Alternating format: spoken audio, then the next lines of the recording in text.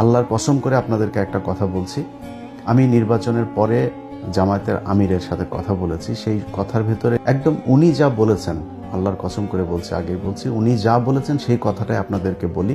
ওনার মুখ দিয়ে বললে হয়তো আপনাদের বিশ্বাস নাও হতে পারত। আমি ওনাকে জিজ্ঞেস করেছিলাম যে আপনারা নির্বাচনের দিন যখন সন্ধ্যার পরে বিভিন্ন কেন্দ্রে ভোট গণনা শুরু হওয়ার পরে আমরা প্রথম দিকে দেখলাম যে সবগুলো আসনে সবগুলো কেন্দ্রের ভোট যখন ফলাফল প্রকাশ হচ্ছে তখন দেখা যাচ্ছে যে দাঁড়িপাল্লার ভোট বেশি। হঠাৎ করে বিভিন্ন জায়গায় ভোট গণনা বন্ধ হয়ে গেল।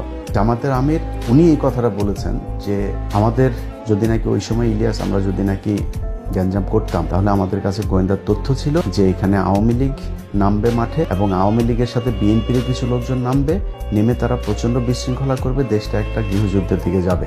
আমরা ওই দিকে যেতে চাইনি, এই জন্য আমরা কোনো কিছু বলি নাই। এই যে জামাতের আমিরের মতো একজন মানুষ এতটুকু মানে স্যাক্রিফাইস করেছে, ধরেন আমি জামাত ইসলাম